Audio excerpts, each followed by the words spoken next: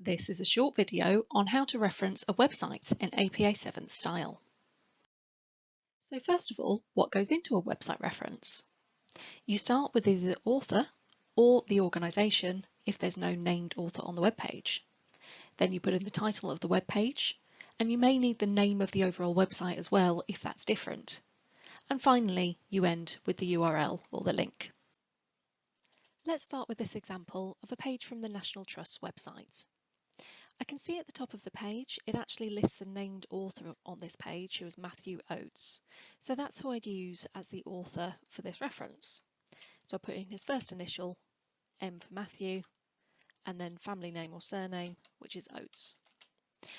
If Matthew wasn't listed at the top here, I could instead just use the National Trust as the author, but you only ever need either a named author or an organisational author, not both. So because I've already got Matthew down as my author, I don't need to put the National Trust here as well.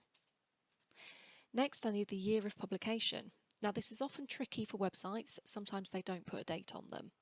And this one I can see actually I've had a look around and I can't find a date anywhere on it. It's always worth having a hunt around a web page. Sometimes you will find there's a date nice and easy to see near the top. Sometimes it might actually be in the URL. It might have a date published in there. Or sometimes it could be right at the bottom of the page or even in the website footer. But in this case, I cannot find a date anywhere on the web page. So instead, I'm going to type in n.d. That stands for no date. And you can use that for any source that you're referencing that doesn't have a date attached. Next, we need the title of the page, which is in nice big font at the top here. It's Top Tips for Butterfly Spotting.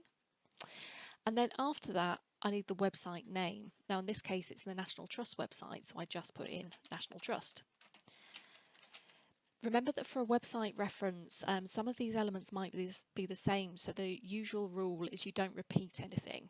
So if, for example, Matthew Oates wasn't listed as the author and I'd use National Trust as the author instead, I wouldn't then need to put National Trust down as the website name as well. I could just leave that blank. But as it is, we've got Matthew Oates as the author. National Trust isn't mentioned anywhere else in the reference, so I will put that down as the website name. And the final point we need to include is just simply the URL. So I just copy and paste the link from the browser bar. And now I've got my reference here that I can just copy and paste into my assignment. If you need any further help or advice with your referencing, please get in touch, either by email, in person, or you can always book an appointment.